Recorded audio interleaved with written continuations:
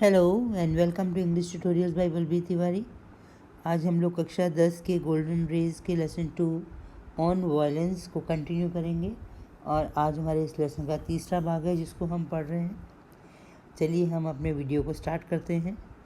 हमने जब वीडियो छोड़ा था तो वहाँ पर ये लास्ट लाइन्स थी जो हम लोगों ने स्टडी किया था और इसमें था that you will have to consider the outward cruelty and violence and the inward violence which you do not yet know। मतलब लेखक कहते हैं कि आपको कंसिडर करना पड़ेगा, आपको महत्व देना पड़ेगा, आपको इम्पोर्टेंस देनी पड़ेगी, आपको उसके लिए काम करना पड़ेगा। किसके लिए? आउटवर्ड क्रुएलिटी एंड वायलेंस, जो बाहरी वायलेंस है, बाहरी जो हिंसा है और बाहरी जो क्रूरता है उसको आपको ध्यान देना पड़ेगा। और किसको देना पड़ेगा? इनवर्ड वायलेंस, और जो आंतरिक हिंसा है उसको भी ध्यान देना पड़ेगा। लेकिन लेखक ये कहते हैं which you do not yet know, जिसे आप अभी तक जानते नहीं हो।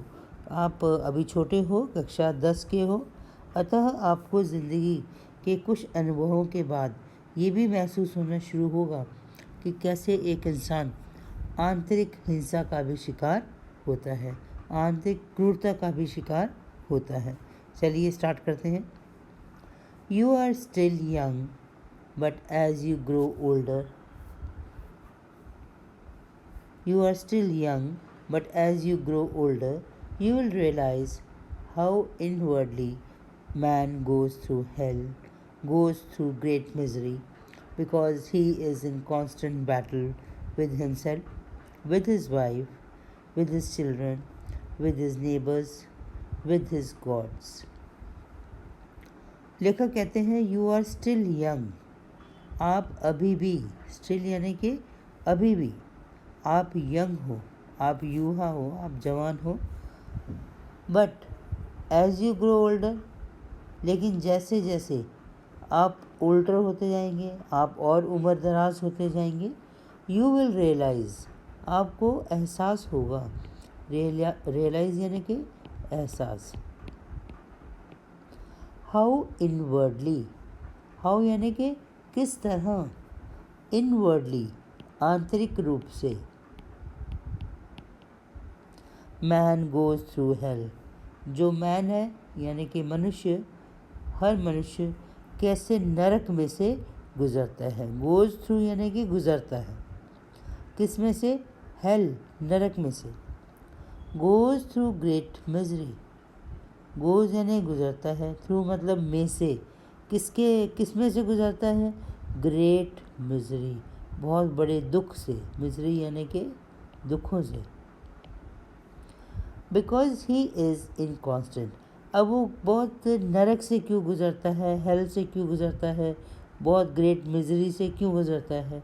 बिकॉज, क्योंकि ही इज़ इन कॉन्स्टेंट बैटल, क्योंकि वह एक कांस्टेंट मतलब हमेशा जारी रहने वाला, एक स्थायी, एक लगातार चलने वाला बैटल, लड़ाई, एक लगातार चलने वाली लड़ाई में वो जी रहा है। और वो लड़ाई किसके साथ है? विद मतलब के साथ। किसके साथ? हिमसेल्फ, स्वयं के साथ। वो स्वयं के साथ भी एक लड़ाई लड़ रहा है, मैं ये करूँ या मैं ना करूँ, ये अच्छा होगा। बहुत सारे प्रश्न हैं उसके जो असुलझे रह जाते हैं। विद हिज वाइफ, अपनी पत्नी के साथ उसकी लड़ाई है। विद हिज चिल्ड्रन, उसके बच्चों के साथ है। हर इंसान, हर माता पिता ये सोचता है कि जो हम कह रहे हैं वो सही है, बच्चे अपने हिसाब से सोचते हैं।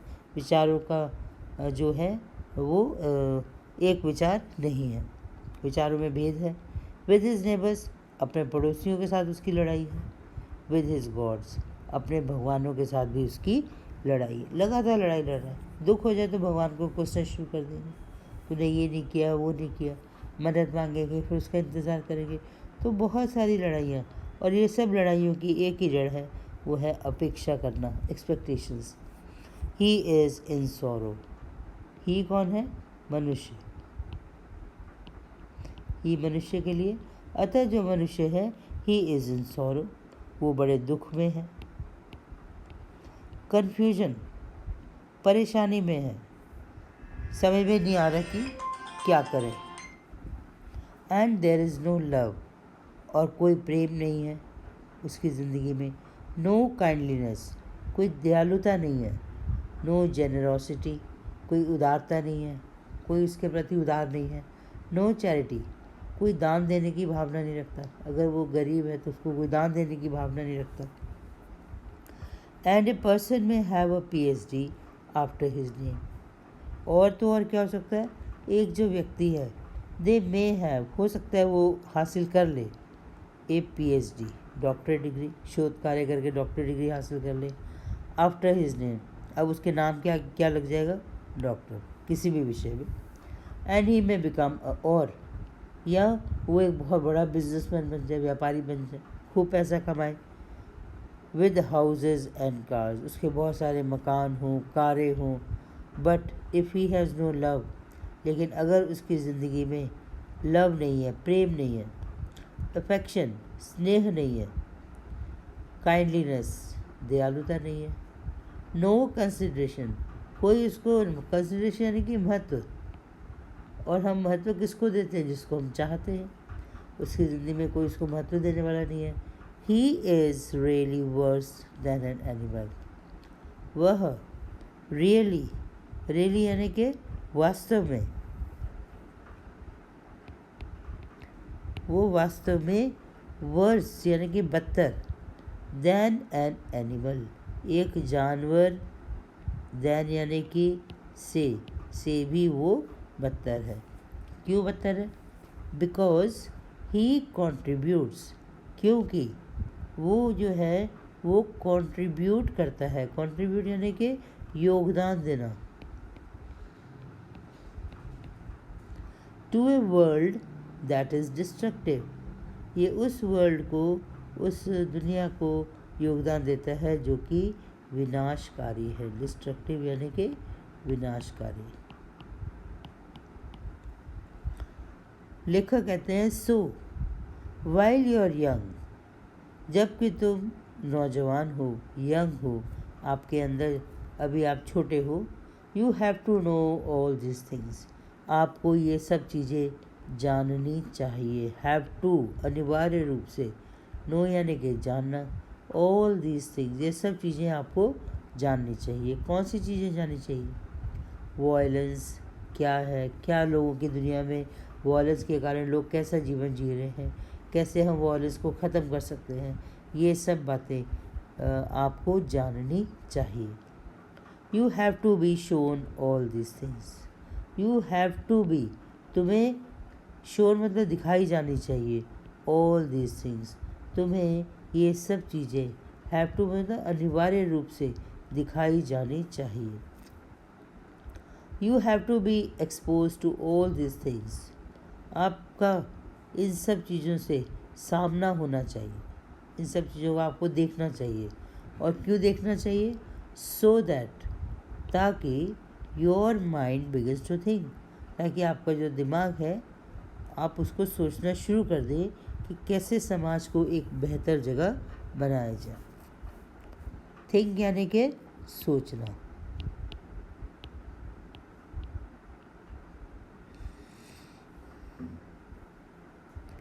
Otherwise you will become like the rest of the world, और अगर आप सोचेंगे नहीं तो आप कैसे हो जाएंगे, यू विल बिकम, आप बन जाओगे like the rest of the world, शेष जो दुनिया है, उन लोग, शेष जो लोग रह गए उनके जैसे आप बन जाओगे। एंड विदाउट लव, और बिना प्रेम के,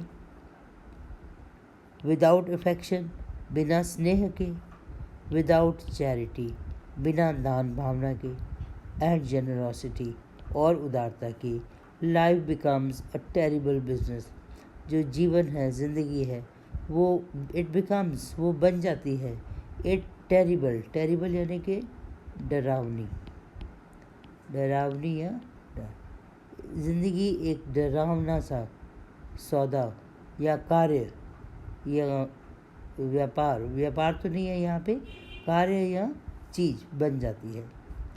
That is why one has to look into all these problems of violence. That is why, और यही एक कारण है, one has to look, हर किसी को, एक इंसान को देखना चाहिए, to look into, देखना चाहिए, समझना चाहिए, all these problems of violence. Violence की ये सभी जो समस्याएं हैं, हर एक इंसान को इसको समझना चाहिए. नॉट टू अंडरस्टैंड वायलेंस, और इस वायलेंस को ना समझना, is to be really ignorant. वो कैसा होगा? असल में वो अज्ञानी होने जैसा होगा. इग्नोरेंट यानी जिसको कोई ज्ञान ना हो. अगर आप वायलेंस को नहीं समझते हैं, नहीं समझना चाहते, इसका मतलब आप अज्ञानता की ओर बढ़ रहे हैं. Is to be without intelligence, और अगर आप वायलेंस को नहीं समझते हैं, वायलेंस को ना समझना किसके बराबर है?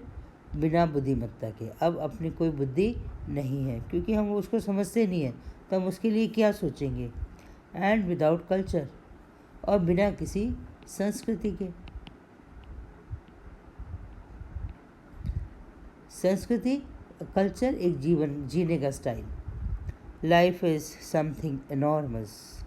लेखक कहते हैं ज़िंदगी जो है वो एक छोटी मोटी चीज़ नहीं है, एक बहुत ही विशाल चीज़ है, बहुत महान चीज़ है. बहुत तकदीर से हमें ये ज़िंदगी मिली है, और ये बहुत ही बड़ी चीज़ है. एंड मेयरली, मेयरली मतलब केवल, to carve out a little hole. Carve out यानी कि बनाना. ए लिटिल होल, इतनी बड़ी ज़िंदगी में छोटा सा छेद बना लेना. होल यानी कि छेद, छिद्र.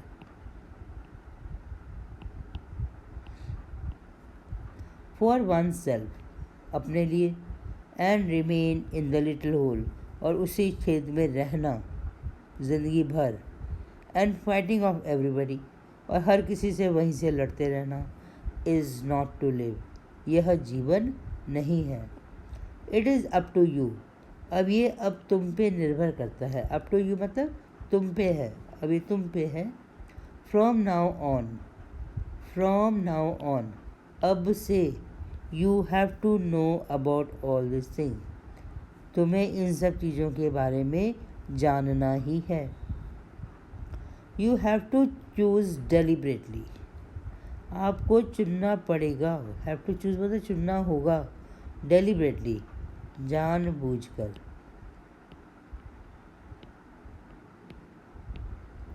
To go the way of violence, कि हमें हिंसा के रास्ते में चलना है. और to stand up against society, या हमें इस समाज के सामने खड़ा होना है हिंसा के खिलाफ. ये अब आपको खुद स्वयं सोच विचार करके चुनना होगा. ये जो मैसेज है ये क्लास 10th के बच्चों के लिए है, जो भी बड़े हो रहे हैं और आगे जाके अपने जीवन को जिएंगे और समाज को किस तरफ लेके जाना है उसमें एक अहम भूमिका भी निभाएंगे. तो उम्मीद करते हैं कि ये लेसन में जो मैसेज मिल रहा है वो बच्चे लेंगे और उसको अपनी ज़िंदगी को चेंज करने का प्रयास भी करेंगे. Thank you very much for being with me. Have a nice time.